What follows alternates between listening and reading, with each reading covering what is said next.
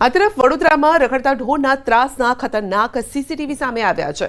દ્રશ્યોમાં જોઈ શકાય છે કે વિફરેલા બે ઢોર એક વ્યક્તિને ફંગોળી રહ્યા છે અને આ શખ્સ અન્ય કોઈ નહીં પરંતુ પાલિકાના ઢોર શાખાના કર્મચારી છે। બપોરે ઢોર શાખાની ટીમ વારસિયા વિસ્તારમાં ફરજ પર હતી અને ત્યારે આ કર્મચારીના પગમાં ગાયને પકડવાની દોરી ફસાઈ ગઈ હતી। ત્યારબાદ આ કર્મચારી રોડ પર લાંબા અંતર સુધી ઢસડાયા હતા, ગંભીર રીતે ઈજાગ્રસ્ત થયા હતા। વ્યક્તિને એસએસજી હોસ્પિટલમાં સારવાર માટે પણ ખસેડ્યા હતા। તો સમગ્ર ઘટનાના સીસીટીવી વાયરલ થયા છે। પાલિકામાં ચકચાર મચી ગઈ છે।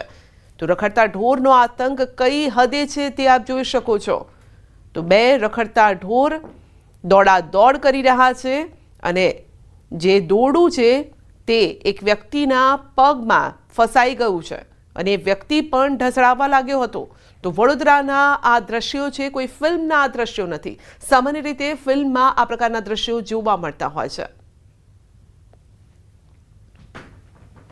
અંકલેશ્વર જીઆઈડીસીમાં ખુલ્લી કાંસમાં આખલો ખાબક્યો છે। તો આ ઘટના બની છે અને આ અંગે જાણ થતાં અંકલેશ્વર હાઉસિંગ એસોસિએશન દ્વારા તાત્કાલિક ડ્રેનેજ વિભાગના ચેરમેનને જાણ કરાઈ અને જેના પગલે ફાયર બ્રિગેડના સ્ટાફે પહોંચીને રેસ્ક્યુ ઓપરેશન હાથ ધર્યું હતું। તો ભારે જહેમત બાદ આખલાને વરસાદી કાંસમાંથી બહાર કાઢવામાં આવ્યો હતો। ઉલ્લેખનીય છે કે અહીં ખુલ્લી ગટરના કારણે ભવિષ્યમાં મોટો અકસ્માત થવાની શક્યતાને જોતા ગટર બંધ કરવાની માંગ કરવામાં આવી છે। ગીર સોમનાથની વાત કરીએ તો દરિયાઈ માર્ગેથી થતી દારૂની હેરાફેરી ઝડપાઈ છે।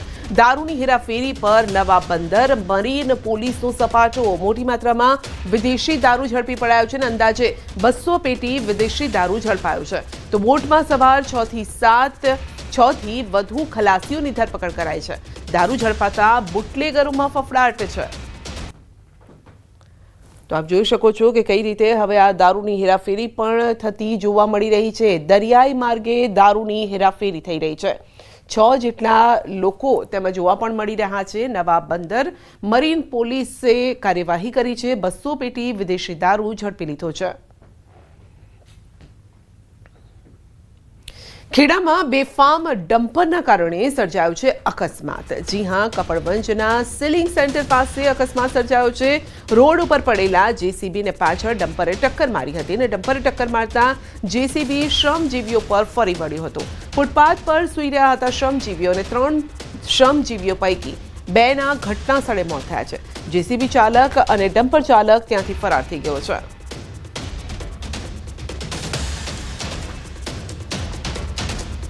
વડોદરા શહેરના બગીખાના પાસે ડામરના ટેન્કરમાં અચાનક જ આગ ફાટી નીકળી હતી। જોતજોતામાં આગે આખા ટેન્કને ચપેટમાં લીધું હતું અને મુખ્ય માર્ગ પર પાર્ક કરેલા ડામર ટેન્કમાં આગ લાગી હતી। નાસભાગ મચી ગઈ। રોડનું કામ ચાલતું હોવાથી ત્યાં કાર્યરત હતું ટેન્કર અને ટેન્કરમાં અચાનક જ આગ ફાટી નીકળી હતી। જ્વાળાના કારણે વાહનોની અવરજવર પણ બંધ થઈ ગઈ હતી।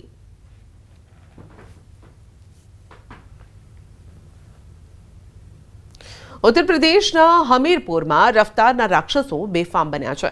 બેફામ કાર ચાલકે વિદ્યાર્થીઓ પર હુમલો કર્યો અને રસ્તા પર જઈ રહેલ 2 વિદ્યાર્થીઓને કાર ચાલકે ટક્કર પણ મારી। સમગ્ર અકસ્માતની ઘટના સીસીટીવીમાં કેદ થઈ છે। તો સ્થાનિક લોકોએ બંને ઇજાગ્રસ્ત વિદ્યાર્થીનીઓને સારવાર અર્થે હોસ્પિટલ ખસેડી।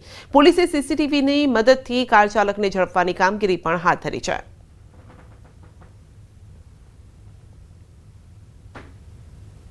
કચ્છના વાગડ વિસ્તારના ખડીર દ્વીપ સમૂહના રતનપર ગામના જંગલ વિસ્તારમાંથી 2 પાકિસ્તાની નાગરિકોને પોલીસે ઝડપી પાડ્યા છે।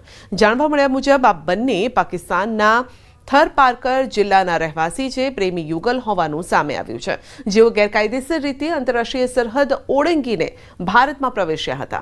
રતનપર ગામના જંગલ વિસ્તારમાં તળાવ પાસે લાકડા કાપતા મજૂરોએ આ બંનેને શંકાસ્પદ હાલતમાં જોયા હતા। તાત્કાલિક સરપંચને જાણ કરી સરપંચ દ્વારા ખડીર પોલીસને જાણ કરાઈ હતી। ખડીર પોલીસે સ્થળ પર પહોંચી બંનેને કસ્ટડીમાં લીધા અને ખડીર પોલીસ તેમજ વિવિધ એજન્સી દ્વારા તપાસ પણ હાથ ધરાઈ છે।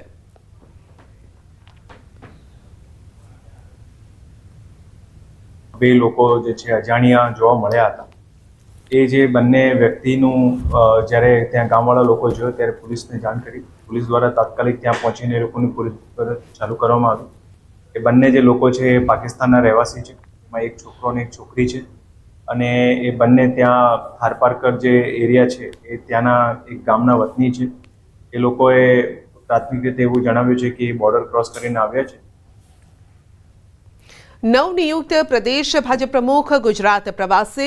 જગદીશ વિશ્વકર્મા ગુજરાત ભ્રમણ કરી રહ્યા છે. 7 દિવસમાં રાજ્યના 4 ઝોનનો પ્રવાસ કરવાના છે.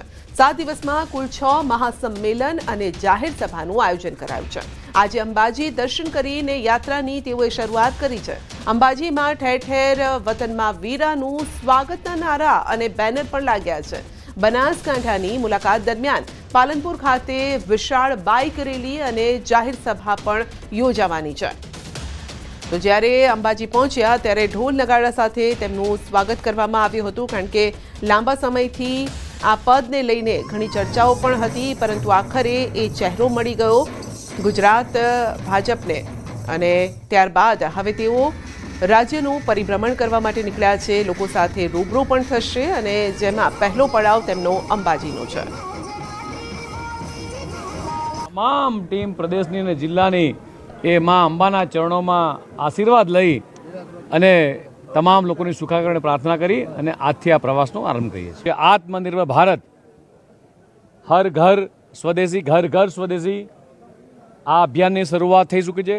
જગદીશભાઈ વિશ્વકર્મા એ મૂળતઃ બનાસકાંઠાના નિવાસી છે અને મા અંબા ભગવતી શક્તિપીઠના દર્શન કરી ગુજરાતની અંદર ભારતીય જનતા પાર્ટીનું મજબૂત સંગઠનને ઓર મજબૂત બનાવી માન્ય પ્રધાનમંત્રી શ્રી નરેન્દ્રભાઈ મોદી સાહેબના જે વિકસિત ભારતના સંકલ્પ પૂરા કરવા માટેનો એમનો જે પ્રણ છે એના માટે આજથી એમને શરૂઆત કરી રહ્યા છે.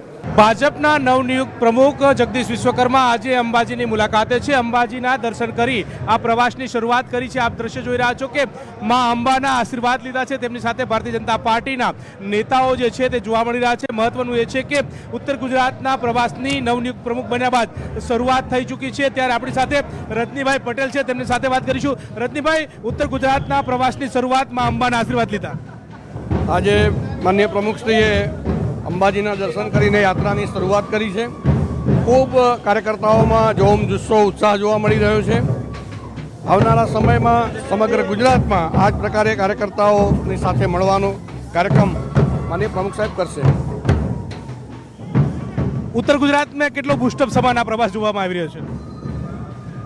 ઉત્તર ગુજરાતમાં જ્યારે શરૂઆત છે ત્યારે ખૂબ જ ઉત્સાહ કાર્યકર્તાઓમાં, પ્રજાજનોમાં જોવા મળી રહ્યો છે. આજે મા અંબાના દર્શન કરીને જ્યારે યાત્રાની શરૂઆત થઈ રહી છે ત્યારે માતાજીના આશીર્વાદ એ એમના ઉપર સદાય રહે અને જે સેવા કરવા માટે તેઓ તત્પર છે એમાં એમને સફળતા મળે.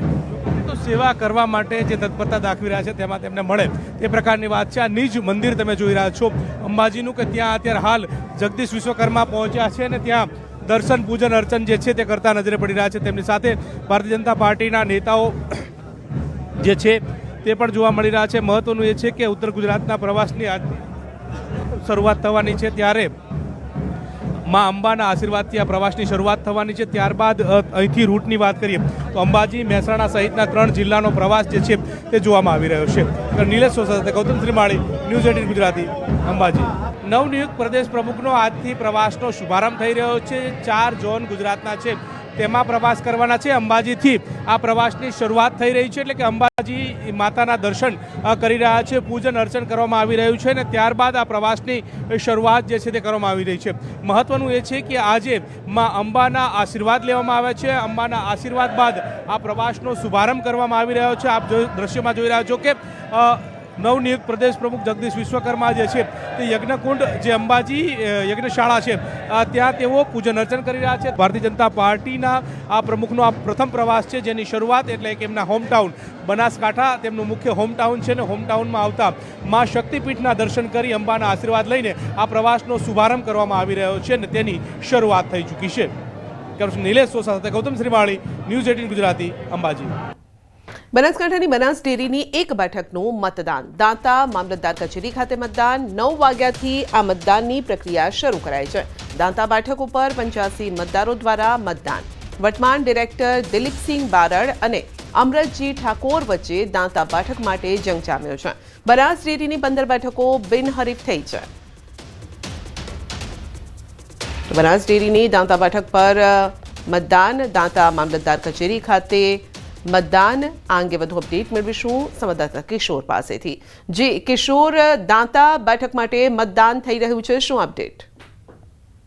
સંધ્યા, ચોક્કસથી 16 બેઠકોમાંથી 15 બેઠક નિર્ધારિત થઈ હતી, પરંતુ માત્ર એક દાંતા બેઠક પર જ અત્યારે મતદાન થઈ રહ્યું છે, કારણ કે વર્તમાન ડિરેક્ટર દિલીપસિંહ બારડને ભાજપ દ્વારા મેન્ડેટ આપવામાં આવ્યું હતું અને અમરતજી પરમાર જે ઠાકોર સમાજમાંથી આવે છે તેમને મેન્ડેટ આપવામાં આવ્યું હતું અને વર્તમાન ડિરેક્ટર જે હતા દિલીપસિંહ બારડ તેમના દ્વારા ફોર્મ પરત ના ખેંચવામાં આવતા આ બેઠક પર અત્યારે ચૂંટણી યોજાઈ રહી છે.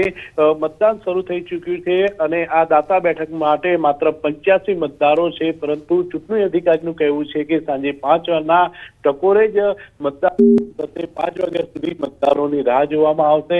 આમ ગણતરીના કલાકોમાં મતદાન પૂર્ણ થઈ જશે અને આવતીકાલે જે છે તે આવતીકાલે જે પરિણામ જાહેર કરવામાં આવશે બનાસકાંઠા કલેક્ટર કચેરી ખાતે આવતીકાલે મતગણતરી થશે અને મતગણતરી બાદ પરિણામ જાહેર થશે.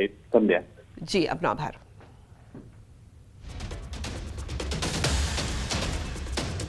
વિશ્વ ટપાલ દિવસની ભાજપ દ્વારા ખાસ ઉજવણી કરાઈ. છેલ્લા 24 વર્ષના વિકાસ કાર્યોને લઈને નાગરિકો, ખેડૂતો, પશુપાલકો, ભાઈ બહેને પીએમ મોદીનો આભાર માન્યો છે અને આભાર વ્યક્ત કરતા 1,11,075 પોસ્ટ કાર્ડ પ્રધાનમંત્રી મોદીને લખવામાં આવ્યા છે, જે એક વર્લ્ડ રેકોર્ડ પણ છે. આ તમામ પત્રોને રિવરફ્રન્ટ ખાતે અલગ અલગ થીમ બનાવીને પ્રદર્શન માટે મૂકવામાં આવ્યા. ગુજરાતની લગભગ 26,000 મંડળીઓ દ્વારા 12,000 ગામડાઓમાં 5.5 લાખ કોલેજના યુવાનો દ્વારા અને અમદાવાદ મ્યુનિસિપલ કોર્પોરેશનની શાળાઓ પૈકી 1 લાખથી પણ વધારે બાળકો દ્વારા આભાર મોદીજીના પોસ્ટ કાર્ડ લખાયા છે.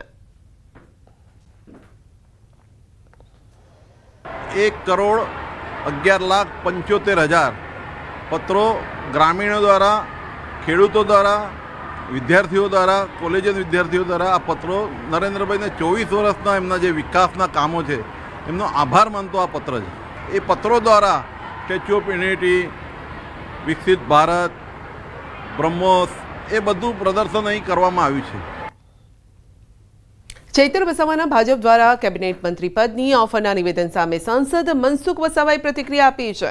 તેમણે કહ્યું છે કે આ ગપ ગોળા ફેંકે છે, વાહિયાત વાતો કરે છે. જેલમાંથી છૂટ્યા પછી જાત જાતના આક્ષેપ કરે કે મનસુખભાઈ મને ફિટ કર્યો. હમણાં પાછું સ્ટેટમેન્ટ એવું ચાલુ કર્યું કે ભાજપના લોકો મને કેબિનેટ મંત્રી બનવા માટે ઓફર કરી પણ મેં ઠુકરાવી, પૈસાને ઓફર કરી પણ મેં ઠુકરાવી દીધું. આ તદ્દન ગપગોળા ફેંકે છે, વાહિયાત વાતો કરે છે. ભારતીય જનતા પાર્ટી એ કોઈ ઓફર કરી નથી.